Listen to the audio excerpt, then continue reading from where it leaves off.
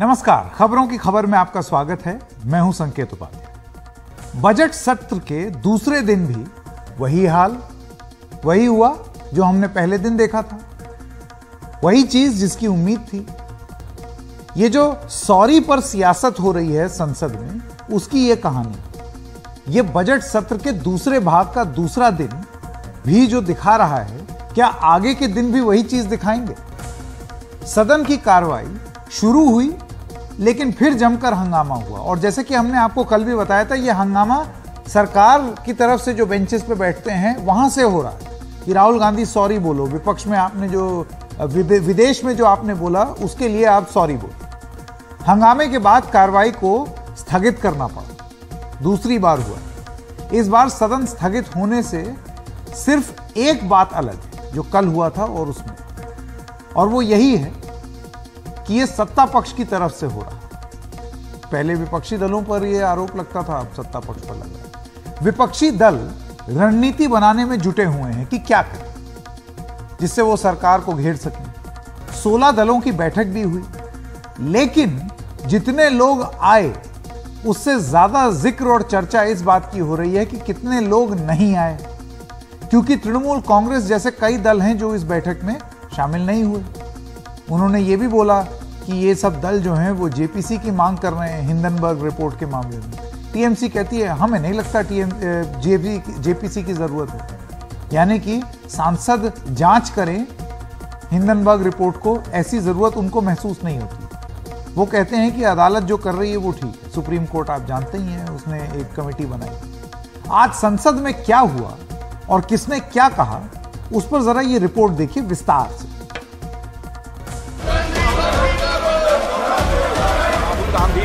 London में जाकर budget सत्र के दूसरे चरण के दूसरे दिन भी दोनों सदनों में गतिरोध बरकरार रहा। लोकसभा और राज्यसभा में जबरदस्त हंगामा जारी रहा। खासकर बीजेपी के सांसद सदन के बाहर और भीतर मांग पर अड़े रहे कि राहुल गांधी लंदन में दिए गए अपने बयान को लेकर माफी मांगे। कांग्रेस के सांसद राहुल गांधी जी ने विदेशी धरती से देश को अपमानित करने का काम, संसद को अपमानित करने का काम और झूठ बोलने का काम किया है। उस पर उनको देश में वापस आकर संसद से और देश से माफी मांगनी। कारण वो कहते हैं सदन में बोलने का अवसर नहीं मिलता। अरे भाई, सदन चल रहा है। राहुल गांधी जी विदेशी जमीन पर झूठ भी बोल रहे हैं, देश को अपमानित भी कर रहे हैं और सैर सपाटा कर रहे हैं। ऐसी क्या उनकी मजबूरी है कि जो दुनिया भर में वो घूम रहे हैं और सदन में नहीं आ रहे? राहुल के मुद्दे पर कांग्रेस को टीएमसी और नेशनल कॉन्फ्रेंस जैसे दलों का भी साथ मिला। सत्ता पक्ष का ये कहना है कि राहुल गांधी के मुद्दे को लेकर राहुल गांधी को माफी मांगना चाहिए। विदेश में क्या लगता है कि राहुल गांधी ने अपमान किया देश का? मुझे नहीं लगता। सत्ता पक्ष का कहना गलत है। जो उन्होंने बयान किया उसमें कहीं भी उन्होंने प्रधानमंत्री पर कोई हमला नहीं किया। सिर्फ ये कहा कि भाई कुछ जो चीजें हो रही है वो अनडेमोक्रेटिक हो रही है, तो कहाँ पर झगड़ा है?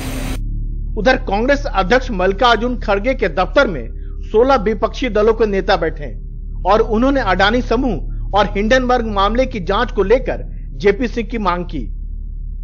इनमें कांग्रेस के अलावा DMK, CPM, JDU, RJD, NCP, SP, Shiv Sena Uddhav, AAP, CPI, JM, IUML, MDMK, NC, VCK, KC Mani गुट शामिल रहे। लेकिन इस बैठक में कई विपक्षी दल शामिल नहीं हुए।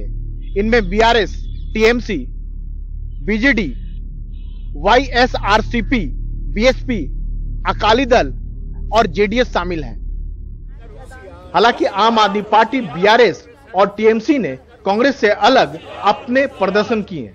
टीएमसी का मानना है कि इस मामले पर सुप्रीम कोर्ट की निगरानी में जांच काफी है।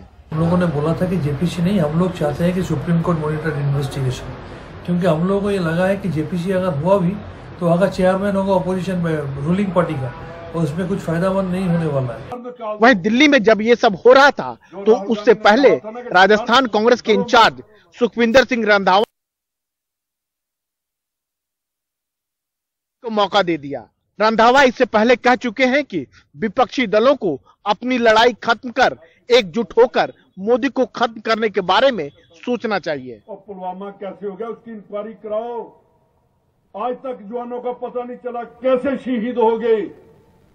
कहीं इलेक्शन लड़ने के लिए तो नहीं ऐसा कर दिया। और भाई साहब, आपको तो पता नहीं देशभक्ति का मतलब क्या है। मोदी को पता ही नहीं देशभक्ति का मतलब क्या है।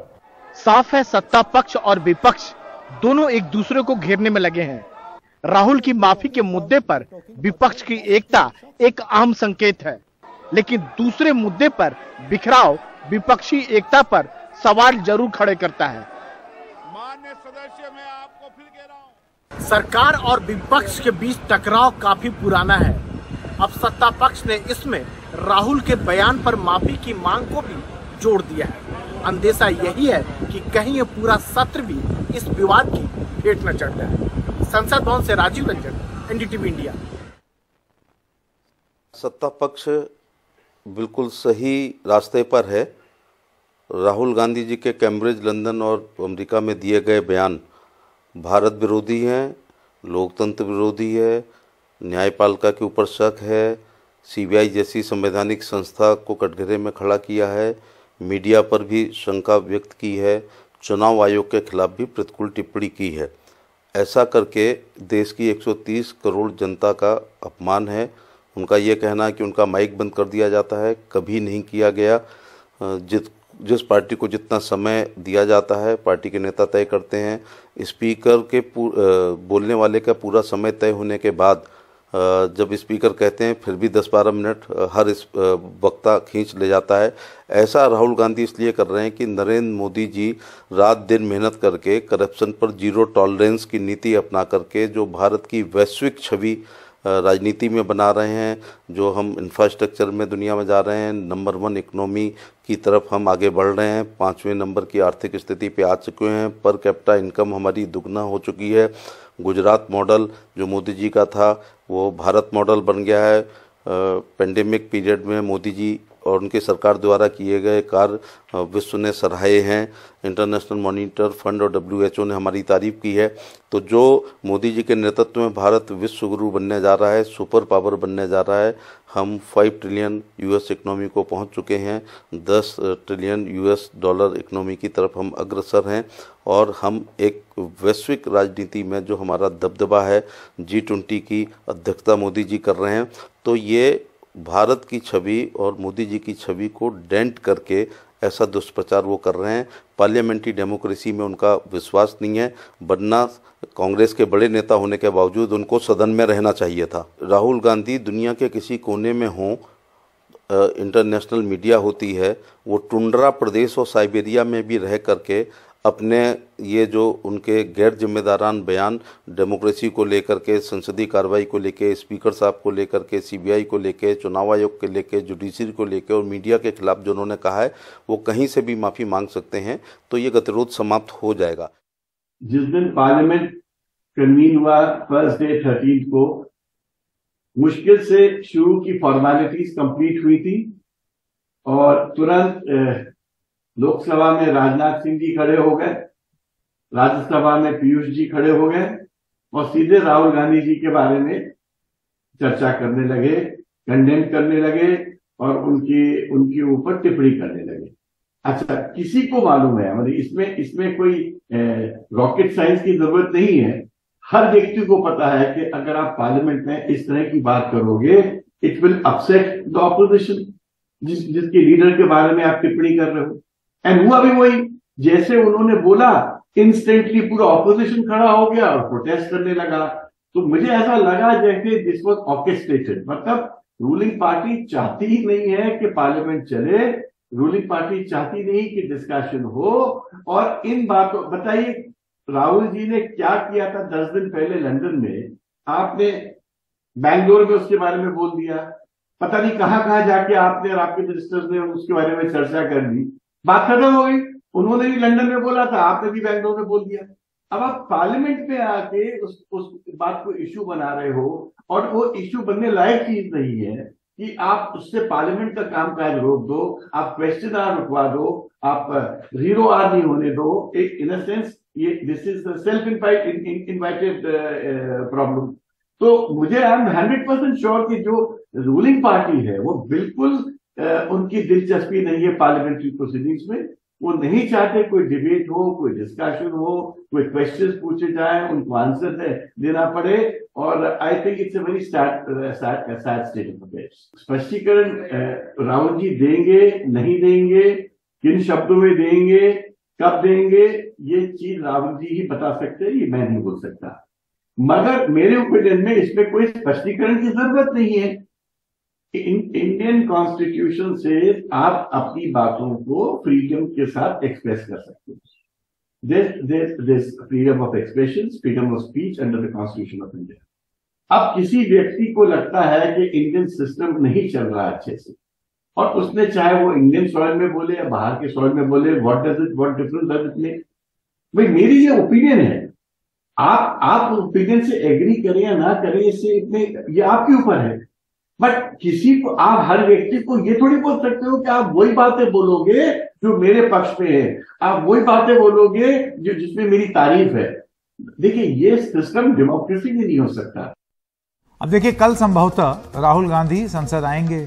अब वो संसद में कोई भाषण देंगे या कोई बात बोलेंगे, और उसके बाद उसको किस तरीके से पढ़ा जाएगा, देखा जाएगा, उस पर क्या टिप्पणी आएगी, ये तो एक वेब सीरीज की तरह हो गया। और आप ये मत समझिए कि ये बवाल सिर्फ संसद में ही हो रहा है। एक अजीब किस्म का बवाल बिहार की विधानसभा में भी हो रहा है। अब ऐसी तस्वीर हम आपको दिखाने जा रहे हैं, क्योंकि अभी वेब ओटीटी की बात हुई, वेब सीरीज की बात हुई, तो ये जान लीजिए, ये जो अब हम आपको दिखाने जा रहे हैं, ये कोई ओटीटी की वेब सीरीज नहीं है, और ना ही बिहार पर बने किसी सिनेमा की है। ये तस्वीरें विधानसभा की हैं, बिहार विधानसभा की, जहां हंगामा हुआ, उसकी वजह और उसके बाद हुई कार्रवाई बेहद रोचक है।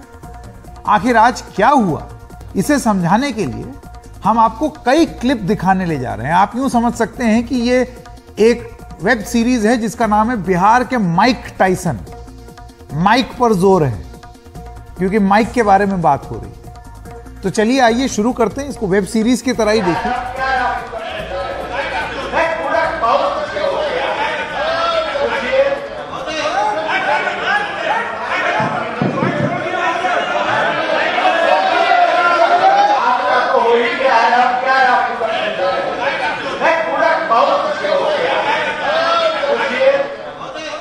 अब ये जो हैं, जिनको आप देख रहे हैं, माइक पीट रहे हैं, माइक मार रहे हैं और उसके बाद माइक मरोड़ दे रहे हैं, इनका नाम है लखेंद्र पासवान। ये बिहार के पातेपुर से बीजेपी के विधायक। ये बिहार सरकार को घेरने के लिए एक मुद्दे पर अपनी बात रखना चाहते थे। उनको लगा कि उनका माइक बंद है। आमतौर पर माइक बंद होने पर उसे चेक करवाया जाता है, या फिर यह आरोप लगा दिया जाता है कि हमारे माइक बंद कर दिए जाते हैं। जैसे कि राहुल गांधी पर यह आरोप लग रहा है कि आप देश तो देश, विदेश में यह बात बोला है। संसद में इस चीज पर बवाल चल रहा है। लेकिन यहां विधायक जी ने ऐंचा ऐंची कर दी, और यह शब्द हम क्यों प्रयोग कर रहे हैं, हम आगे की कहानी में आपको बताएंगे। ये जो पूरा प्रकरण चल रहा है विधायक जी का, इसको ऐंचा ऐंची बताया जा रहा है। अब माइक नोचने की वजह से बिहार सरकार के संसदीय कार्य मंत्री उठे और उन्होंने कार्रवाई की मांग की। प्रस्ताव करता हूं कि बिहार विधानसभा की प्रक्रिया तथा कार्य संचालन नियमावली के नियम 63(3) के अंतर्गत माननीय सदस्य श्री लखेंद्र कुमार रोशन, क्षेत्र संख्या 130, पातेपुर को सदन की कार्रवाई को बाधित और माइक तोड़ने के कारण आज के उपवेशन से लेकर 2 दिनों तक के लिए सदन की कार्रवाई से निलंबित किया जाए। अब यह प्रस्ताव था, संसदीय कार्य मंत्री ने दिया। इस प्रस्ताव के ठीक बाद बिहार विधानसभा के अगला चैप्टर, अगला सीजन आपको दिखाते हैं इस वेब सीरीज का। इस प्रस्ताव के ठीक बाद बिहार विधानसभा के अध्यक्ष श्री अवध बिहारी चौधरी ने विधानसभा में 2 दिन के निलंबन पर वोटिंग कराई। वोटिंग कराने का जो अंदाज है वो बहुत निराला है, और इसी वजह से हम आपको ये कह रहे हैं कि वेब सीरीज टाइप लगता है। जरा सुनिए। प्रश्न यह है कि बिहार विधानसभा की प्रक्रिया तथा कार्य संचालन नियमावली के नियम 63(3) के अंतर्गत माननीय सदस्य श्री लखेंद्र रोशन, क्षेत्र संख्या 130, पातेपुर को सदन की कार्यवाही को बाधित करने के कारण आज के उपवेश से लगातार 2 दिनों तक के लिए सदन की कार्यवाही से निलंबित किया जाए। जो इस प्रस्ताव के पक्ष में है वो हाँ कहे, जो इस प्रस्ताव के विपक्ष में है वे ना कहे। मैं समझता हूं कि पक्ष में बहुमत है, पक्ष में बहुमत है, यह प्रस्ताव स्वीकृत हुआ। अंदाजे बयान के ऊपर यहां बात हो रही है। अच्छा, अभी कहानी खत्म नहीं हुई है।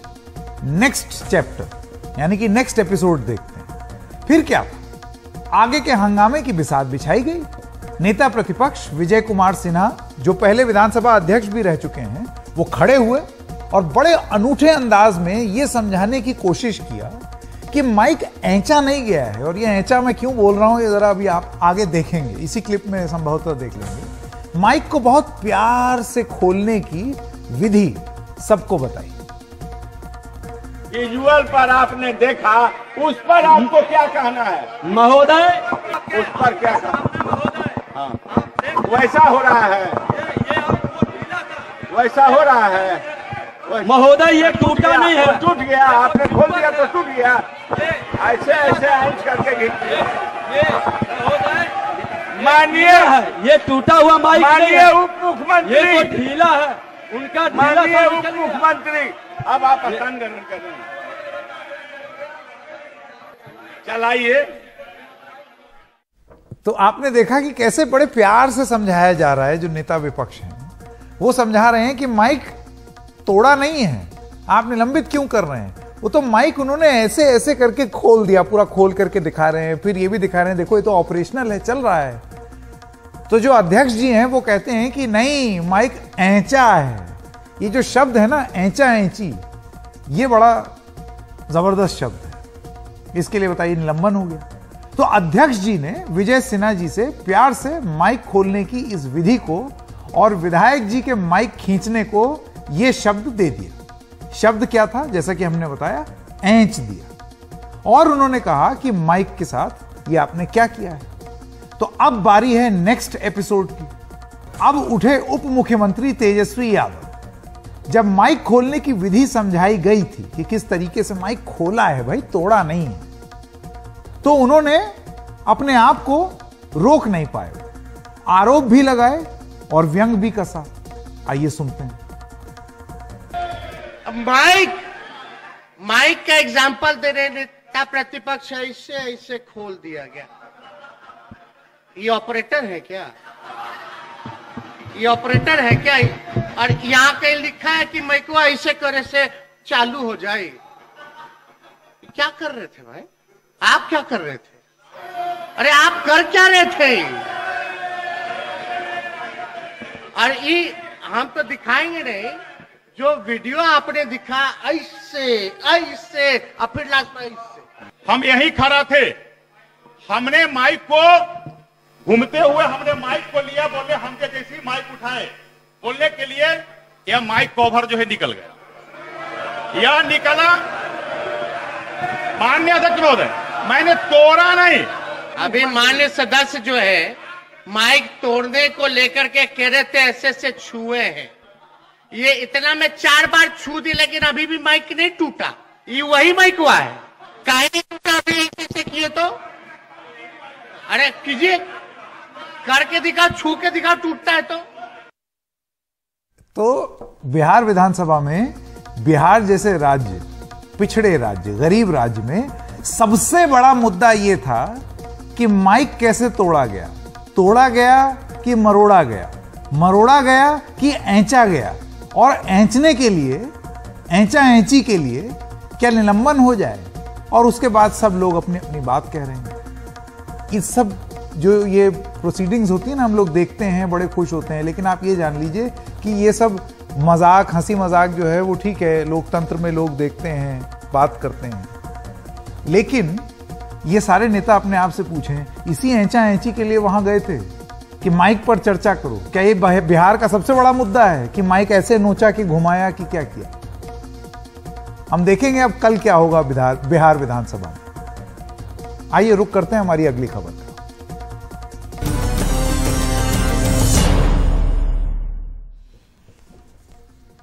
और जैसा कि हमने आपको कल भी बताया था, हमने एक नई सीरीज शुरू की है कि सरकार खुद कहती है कि, और इस श्रृंखला में आज सरकार खुद क्या कहती है, आइए आपको वो बताते हैं।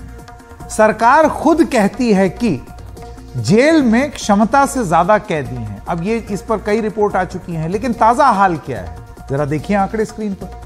सरकार कह रही है कि 31 दिसंबर 2021 तक का एक आंकड़ा संसद में जो पेश हुआ है, उसमें केंद्रीय गृह राज्य मंत्री अजय कुमार मिश्र लोकसभा में बताते हैं कि सरकार की क्षमता कुल कैदियों की 4.25 लाख है और कैदी कितने हैं 5.54 लाख।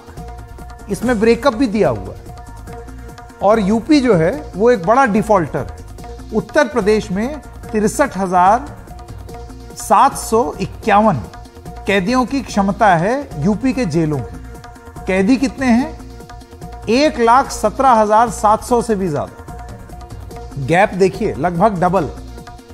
दिल्ली में जेल की क्षमता है 10,026, कैदी हैं 18,295 और सजा पूरी करने के बाद भी जेल में 1410 कैदी अभी भी हैं और जुर्माना नहीं देने की वजह से जेल में बहुत सारे लोग बंद हैं। और जो बात इस रिपोर्ट में नहीं है वो भी हम आपको बता दें कि ज्यादातर जो कैदी हैं वो अंडर ट्रायल्स हैं, यानी कि वो सजा अभी नहीं काट रहे हैं, वो इंतजार कर रहे हैं अपनी सजा की। ऐसे भी बहुत सारे कैदी। तो ये सरकार खुद कहती है। अगली रिपोर्ट आपको बताते हैं। सरकार खुद कहती है कि स्मार्ट सिटी प्रोजेक्ट को लेकर क्या स्थिति है, आइए आपको स्क्रीन पर दिखाते हैं।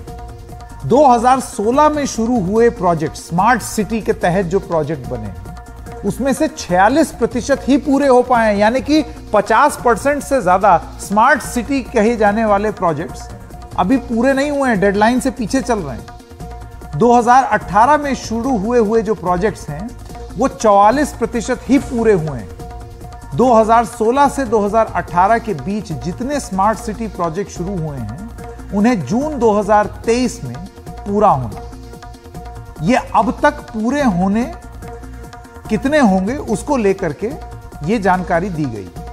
और क्या ये जून 2023 तक पूरे कंप्लीट हो जाएंगे, अब आप खुद ही अंदाजा लगा सकते हैं। जो प्रोजेक्ट अभी पूरा 50% भी नहीं हुआ है वो 2-3 महीने में पूरा 100% हो जाएगा। स्मार्ट सिटी की स्थिति क्या है ये सरकार खुद बता रही है संसद में। आइए आगे बढ़ते हैं। अगली खबर, सरकार ने मनरेगा में औसतन लोगों को कितने दिन का काम दिया है, इस पर भी संसद में उन्होंने जवाब दिया।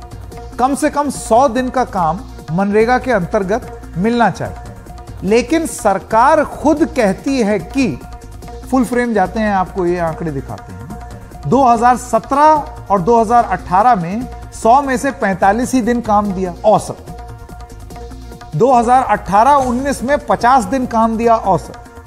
19-20 में 48 दिन, सन 20-21 में 51 दिन, सन 21-22 में 50 दिन और अब तक 2022-23 में 45 दिन काम दिया गया है।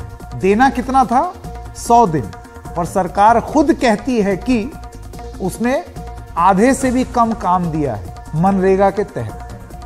तो ये सरकारी आंकड़े हैं, हम नहीं कह रहे, सरकार खुद कहती है।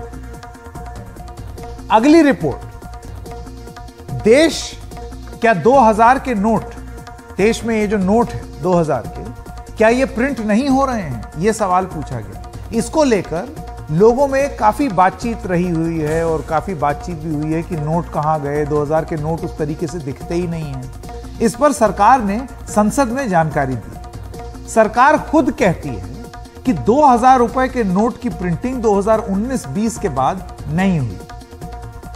और एक और बात सरकार बताती है, आप ये जानते हैं कि बहुत सारे लोग थे जिनकी मौत हो गई थी नोटबंदी के दौरान। तमाम ऐसी खबरें आई थी कि लोग लाइन में इंतजार करते करते उन्होंने दम तोड़ दिया। लेकिन जब यही सवाल सरकार से पूछा गया कि नोटबंदी के दौरान किसी की मौत हुई है, तो सरकार खुद कहती है कि किसी की भी मौत को लेकर कोई आधिकारिक रिपोर्ट नहीं है। यानी कि क्या यह निष्कर्ष निकाला जा रहा है कि नोटबंदी के दौरान किसी की मौत नहीं हुई, और अगर हुई तो नोटबंदी के कारण नहीं हुई? क्योंकि स्टडी ही नहीं हुई तो आप ये यहां पर नहीं, इस निष्कर्ष पर नहीं पहुंच सकते। तो सरकार ये बात खुद बता रही। अगली खबर की तरफ बढ़ते हैं। अब देश में देखिए इलेक्ट्रिक व्हीकल को लेकर के बहुत तगड़ा माहौल है कि 2030 तक इतने व्हीकल हो जाएंगे, इतना इंफ्रास्ट्रक्चर तैयार किया जाएगा। देश में इलेक्ट्रिक व्हीकल्स ईवीज बढ़ रही हैं। ऐसे में ईवी चार्जिंग स्टेशन की जरूरत सामने आ रही है। लेकिन सरकार खुद कहती है कि 2030 तक कितने ईवी चार्जिंग स्टेशन चाहिए, इसको लेकर कोई स्टडी नहीं हुई है, कोई इसको लेकर के बातचीत नहीं हुई सरकार ने। अभी देश में 199 ईवी व्हीकल पर चार्जिंग स्टेशन, यानी कि अगर करीब 200 ईवी गाड़ियां हैं तो एक चार्जिंग स्टेशन है उसको लेकर। अभी तक देश में 10,960 ईवी चार्जिंग स्टेशन ऑपरेशनल है, करीब इतने। आप इसको मोटा मोटा 11,000 पकड़ लें क्योंकि वो लगातार बढ़ रहे हैं। लेकिन 2030 में ग्लोबल स्टैंडर्ड्स को मीट करने के लिए हम कितने ईवी चार्जिंग स्टेशन लगाएंगे? और ईवी पर इतना जोर है, आप सोचिए, पूरे मंत्रालय काम कर रहे हैं कि हमको पोल्यूशन के खिलाफ काम करना है, हमें ईवी गाड़ियां चलानी है। उसकी आधिकारिक रूप से अभी कोई स्टडी ही नहीं हुई है। और ये हम नहीं कह रहे हैं, सरकार खुद ये बात संसद में बता रही है। अब आइए अगली बात करते हैं। आप जानते हैं इंटरनेशनल ईयर ऑफ मिलेट्स है, मोटा अनाज, और उसको लेकर के बहुत जोर शोर से एक अभियान चला है कि एक सुपर क्रॉप है, ये सुपर हेल्थ मोटा अनाज है, मतलब ये विदेश में भी खाया जाए। उसको लेकर के बतौर देश हम बहुत गौरवान्वित भी महसूस करते हैं। इनको मिलेट्स कहा जाता है। मिलेट्स यानी कि मोटे अनाज को सरकार बढ़ावा दे रही है। लेकिन सरकारी कैंटीन से लेकर सरकारी कार्यक्रम में जब हम देखते हैं कि मिलेट्स के व्यंजन रखे जाते हैं और उसका प्रचार और प्रसार होता है, इंटरनेशनल ईयर ऑफ मिलेट्स को लेकर के ये बात तमाम सामने रखी जाती है, भारत उसकी अगुवाई भी करता है, और जो कि बहुत, जैसे कि मैंने पहले भी बोला, बहुत गर्व करने की बात है। मिलेट्स की फसल को लेकर के सरकार खुद क्या कहती है कि कितना पैदावार हो रहा है मोटे अनाज का। तो मिलेट्स को लेकर के सरकार खुद कहती है कि इस बार पैदावार कम हुई है। ये देखिए आंकड़े, 2017-2018 में 164 लाख टन उत्पादन हुआ, पैदावार। 2018-19 में 137 लाख टन, 2019-20 में 172 लाख टन, 2020-21 में 180 लाख टन, यानी कि 2017 से लगातार वो बढ़ता जा रहा है। लेकिन 2021-22 में ये 20 लाख टन गिरकर 160 लाख टन हो गया। और एक ऐसे वक्त में जब सरकार इंटरनेशनल ईयर ऑफ मिलेट्स मना रही है, और मिलेट्स यानी कि मोटे अनाज को लेकर के बहुत जोर शोर से प्रचार और प्रसार हो रहा है, ऐसे में ताजा आंकड़े, सरकारी ताजा आंकड़े कहते हैं कि 2022-23 में ये 1 लाख टन गिर गया है, 159 लाख टन हो गया। ये अनुमानित पैदावार है, हम अपने आप को बिल्कुल दुरुस्त कर लेंगे अगर बाद में ये ऊपर जाता है। लेकिन जो मोटा अनाज 2020-21 में 180 लाख टन चला गया था, वो 20 लाख टन नीचे गिरा है। और ये एक अच्छी स्थिति नहीं है। ऐसा क्यों हो रहा है? क्या जमीनी इंफ्रास्ट्रक्चर, देखिए पैदा करना मोटे अनाज बहुत आसान है, बहुत आसानी से हमारे देश में उग जाते हैं, लेकिन फिर उसकी खरीद, उसको स्टोरेज, दुकान तक पहुंचाना, ये पूरा इंफ्रास्ट्रक्चर क्या उस तरीके से है जैसे कि गेहूं का है या चावल का है? ये एक बड़ा सवाल। आइए और आगे बढ़ते हैं, और ये एक जरूरी सवाल है जो कि सरकार से पूछा गया। अमीबेन याग्निक एक नेता हैं, उन्होंने एक सवाल पूछा संसद में। यह सवाल पूछा गया कि क्या 30 साल से 60 साल के बीच के लोगों में पिछले 3 साल में हार्ट अटैक के मामले बढ़े हैं? अब यहीं पर हमने कितने कार्यक्रम किए हैं, हमने CPR भी करवा करके दिखाया। हम जानते हैं लगातार तस्वीरें आ रही हैं, मामले तो बढ़ रहे हैं, डॉक्टर्स भी कह रहे हैं मामले बढ़ रहे हैं, क्लॉट्स हो जाते हैं ब्लड में, उसकी वजह से मामले बढ़ रहे हैं, ऐसी भी तमाम रिपोर्ट्स आई हैं। लेकिन जवाब में सरकार खुद कहती है कि साल 2016 में जितनी मौतें हुई हैं उसमें 28% हृदय संबंधी बीमारियों की वजह से हुई। यानी कि सवाल पूछा गया है कोविड के दौरान हार्ट अटैक से कितनी मौत, जवाब में सरकार कहती है कि आंकड़ा 2016 का है। 16 का आंकड़ा लेकर के हम लोग क्या करेंगे? मौत तो अभी हो रही है, इसको लेकर के कोई स्टडी हुई है? रिपोर्ट जो सरकार ने दी है, जो जवाब दिया है, उसमें इस बारे में कोई जिक्र नहीं।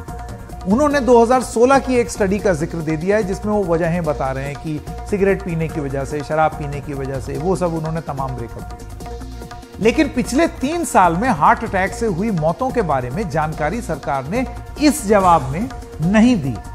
तो यह सवाल तो पूछा ही जाना चाहिए कि अभी की स्टडी क्यों नहीं, और अगर नहीं की है तो उसका जवाब आपने संसद में क्यों नहीं दिया है। ये जो श्रृंखला है ये हम लगातार जारी रखेंगे। जैसे जैसे हमको ये जवाब मिलेंगे हम खंगालते रहेंगे रिसर्च में कि क्या क्या जवाब सरकार दे रही है, क्योंकि इसमें बहुत सारी रोचक चीजें पता लगती हैं। आइए रुक करते हैं हमारी अगली खबर का। महाराष्ट्र में पुरानी पेंशन योजना को लेकर करीब 17 लाख कर्मचारी अनिश्चितकालीन हड़ताल पर चले। इनकी मांग है कि 2004 से पहले जिस तरह से पेंशन दी जाती थी उसे फिर से लागू किया जाए।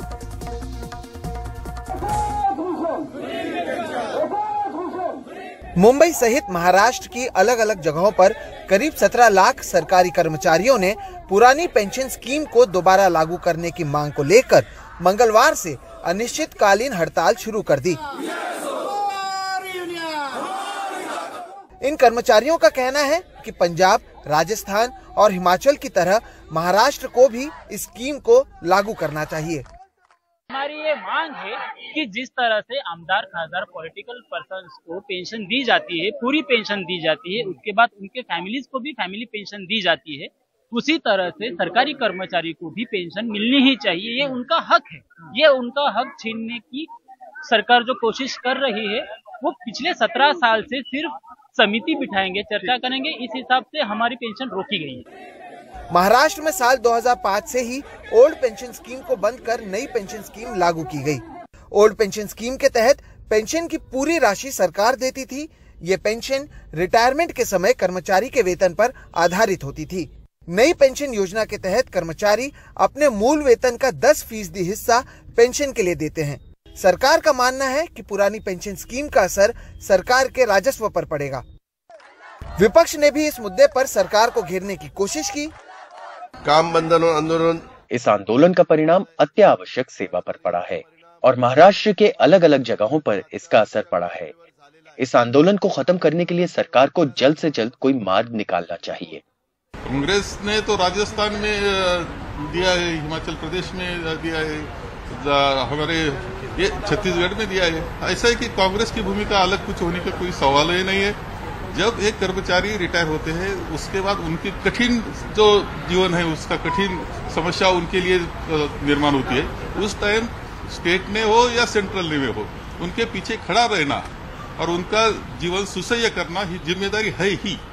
इस बीच सरकार ने कुछ यूनियन के प्रतिनिधियों से बातचीत कर जल्द ही समस्या का हल निकालने का आश्वासन दिया। हम लोग इकट्ठा बैठेंगे और जो भी जिसको हम लोग स्वर्ण मध्य बोलते हैं, तो गोल्डन मीन जिसको बोलते हैं, वो निकालना पड़ेगा, जिसमें उनको भी एश्योरेंस मिले कि उनकी जो अपेक्षा है उस तरह से गवर्नमेंट एश्योर कर रही है। सबके साथ चर्चा हो गई, सब पॉजिटिव चर्चा हो गई। वो पुरानी पेंशन योजना देने के लिए रेडी है। ये कहा है उन्होंने? हाँ, रेडी है। उसके लिए वो जो समिति गठन करने वाले हैं आज या नहीं कल, उसका नाम भी वो कमेटी का डिक्लेयर करेंगे और उसके बारे में आने वाले 1-2 महीने में उसके बारे में जो पुरानी पेंशन योजना कैसा कैलकुलेट करने वाले हैं इसके बारे में वो निर्णय लेने वाले हैं। और शासन सकारात्मक है तो क्या उससे शासन से पुरानी पेंशन योजना लेना चाहिए। मंगलवार के दिन महाराष्ट्र सरकार ने कुछ यूनियन के नेताओं से बातचीत की, जिसके बाद अब जो प्रदर्शनकारी हैं उनके बीच ही मतभेद देखने मिल रहे हैं। कुछ सरकार के आश्वासन से संतुष्ट नजर आ रहे हैं तो वहीं कुछ अब भी प्रदर्शन लगातार जारी रखना चाहते हैं। सरकार ने आश्वासन जरूर दिया है, लेकिन अगर वाकई सरकार ओल्ड पेंशन स्कीम को लागू करती है तो महाराष्ट्र पहला ऐसा राज्य होगा इसे लागू करने वाला जहां पर बीजेपी सत्ता में है। मुंबई से कैमरा पर्सन राजेंद्र दयालकर के साथ सोहित मिश्रा, एनडीटीवी इंडिया। महाराष्ट्र के बाद आइए बात करते हैं उत्तर प्रदेश की। योगी सरकार चैत्र नवरात्रि पर पूरे प्रदेश के सभी मंदिरों में अखंड रामायण और दुर्गा सप्तशती का पाठ करवाएगी। इसके लिए सभी जिलाधिकारियों को यह आदेश जारी किया गया है। यूपी सरकार इस तरह के आयोजन के लिए सभी जिलों को 1-1 लाख रुपए भी उपलब्ध करा रही है और इसी को लेकर के एक सवाल पूछा जा रहा है कि ऐसा क्यों है कि ये एक ही धर्म के लिए हो रहा है। सरकार क्या सब धर्मों की नहीं होनी चाहिए या एक ही धर्म की होनी चाहिए? अब विपक्ष की तरफ से अखिलेश यादव भी हैं, उनका भी बयान आया। उन्होंने ये बात सीधे तरीके से ना बोल करके ये बोली कि आपने 1 ही लाख रुपए क्यों दिए, 10 करोड़ रुपए दीजिए और सब धर्म के सारे त्योहार प्रशासन मनवाए। सौरभ शुक्ला की यह रिपोर्ट। कांवड़ियों पर हेलीकॉप्टर से फूल बरसाने के बाद अब योगी सरकार हर जिले में बड़ी धूमधाम से नवरात्रों में विशेष पूजा आयोजन कराने जा रही है। हर जिले के डीएम को बकायदा सरकारी आदेश जारी कर नवरात्रों में बड़े मंदिरों और शक्तिपीठों में सरकारी खर्चे से पूजा का आयोजन करने के लिए कहा गया है। इसके साथ ही जिन मंदिरों में कार्यक्रम होंगे उनके नाम, पते, मंदिरों की तस्वीरें और मंदिर प्रबंधन निकायों के संपर्क विवरण साझा करने के निर्देश भी दिए गए हैं। इसको लेकर राज्य स्तर पर 2 नोडल अधिकारी भी नियुक्त किए गए हैं जो इन कार्यक्रमों को सफलतापूर्वक संपर्क कराने में मदद करेंगे। उत्तर प्रदेश की सरकार ने नवरात्रि और रामनवमी के अवसर पर सभी प्रसिद्ध धर्म स्थलों पर नवरात्रि में दुर्गा सप्तशती के पाठ के लिए और रामनवमी पर अखंड रामचरितमानस पाठ के लिए सांस्कृतिक विभाग को निर्णय किए हैं। संस्कृति विभाग हर जिले में इस तरह के आयोजन कराएगा और ये आयोजन कोई उत्तर प्रदेश में पहली बार नहीं हो रहे। इस तरह के आयोजन पहले भी होते रहे हैं और पहले भी सरकार के खर्च पर रोजा इफ्तारी कराई जाती रही है। पहले भी सरकारी खर्च पर उसके आयोजन होते रहे हैं, उसमें सहयोग होता रहा है, हज पर सब्सिडी दी जाती रही है, तीर्थाटन सरकारी पैसे पर कराया जाता रहा है। तो ये पहली बार नहीं हो रहा है। उत्तर प्रदेश में सांस्कृतिक चेतना के लिए संस्कृति विभाग, धर्मार्थ कार्य विभाग इस प्रकार के आयोजन पहले भी करता रहा है। देश के बहुत सारे यूपी में विपक्ष के नेता अखिलेश यादव ने योगी सरकार के इस फैसले पर चुटकी ली है। अखिलेश यादव ने ट्वीट कर लिखा है कि रामनवमी मनाने के लिए उत्तर प्रदेश के जिला अधिकारियों को 1 लाख रुपए दिए जाने का प्रस्ताव का स्वागत है, पर इतनी कम रकम से क्या होगा? कम से कम 10 करोड़ देने चाहिए जिससे सभी धर्मों के त्योहारों को मनाया जा सके। भाजपा सरकार त्योहारों पर फ्री सिलेंडर दे और इसकी शुरुआत इसी रामनवमी से हो, लेकिन बीजेपी के नेता इस फैसले को सराह रहे हैं। एंड ये जो पूरा हमारे हिंदुइज्म का जो सिंबल है यहीं पे है, तीनों like you can see Ayodhya है, वाराणसी है, काशी है और मथुरा है। This 3 are very very important for the Hinduism. तो उस कल्चर को आगे बढ़ाने की वो सोच रहे हैं, वो काम कर रहे हैं, which is very very right. Yogi सरकार के इस फैसले पर कई सवाल उठ रहे हैं। क्या एक धर्मनिरपेक्ष राज्य में सिर्फ एक धर्म के त्योहारों को मनाने के लिए सरकारी पैसा खर्च करना जायज है? सहयोगी मनोज ठाकुर के साथ सौरभ शुक्ला, एनडीटीवी इंडिया। अब ये भी सवाल पूछा जा रहा है जो अभी सौरभ शुक्ला बता रहे थे, लेकिन भारतीय जनता पार्टी का ये कहना है कि इससे पहले भी सरकारी पैसा किसी एक धर्म का त्योहार मनाने के लिए इस्तेमाल हो रहा है। तो यहां पर जो बड़ा सवाल है वो ये भी होना चाहिए कि क्या सरकारी पैसा आप कल्चर और रिलीजन को आगे बढ़ाना चाहते हैं, ये देश की संस्कृति, प्रदेश की संस्कृति को आगे बढ़ाने के समान है, तो क्या सब धर्मों के सारे त्योहार मनाना ऐसा कोई प्रबंध नहीं बन सकता? बहरहाल एक छोटे से ब्रेक के लिए रुक रहे हैं, खबरों की खबर जारी रहेगा।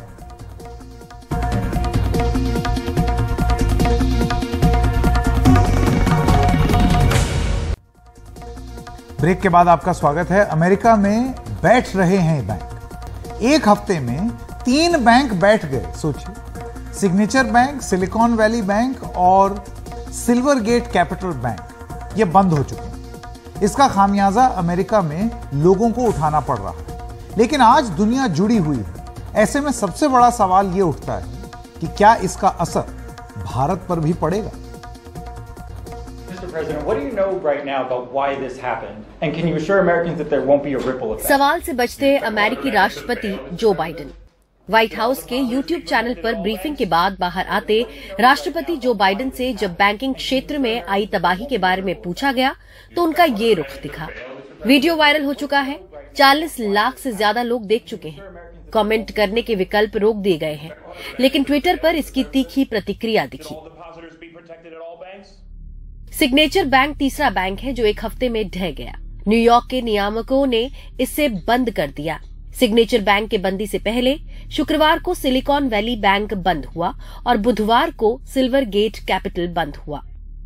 सिलिकॉन वैली बैंक के दिवालिया होने की खबर से घबराए सिग्नेचर बैंक के ग्राहकों ने अपने 10 अरब डॉलर निकाल लिए और सिग्नेचर बैंक बंद करने की नौबत आ गई। बुधवार को क्रिप्टो उद्योग को कर्ज देने वाली वित्तीय कंपनी सिल्वर गेट कैपिटल ने ऐलान किया कि वो अपना काम बंद कर रही है और बैंक बेच रही है। क्रिप्टो करेंसी एक्सचेंज FTX की बंदी और ग्लोबल क्रिप्टो बाजार में आई गिरावट इसकी वजह बताई गई। शुक्रवार को टेक दुनिया के कुछ सबसे बड़े नामों को कर्ज देने वाला सिलिकॉन वैली बैंक 2008 की आर्थिक मंदी के बाद बंद होने वाला सबसे बड़ा बैंक है। मंगलवार को सिलिकॉन वैली के नए CEO ने ग्राहकों को भरोसा दिलाया कि उनका पैसा सुरक्षित है। भारत के स्टार्टअप्स ने भी राहत की सांस ली कि वो अपना पैसा निकाल सकते हैं। SVB के CEO की तरफ से आज सुबह एक मेल आया। उसमें था कि हम आपके अकाउंट्स एक्सेस कर सकते हैं और ट्रांजैक्शन भी कर सकते हैं। हालांकि जानकार मानते हैं कि अब देखना ये होगा कि सेंट्रल बैंकों की क्या प्रतिक्रिया होती है। दिल्ली से साक्षी बजाज की रिपोर्ट, NDTV इंडिया के लिए। और खबरों की खबर में आज इतना ही। नमस्कार।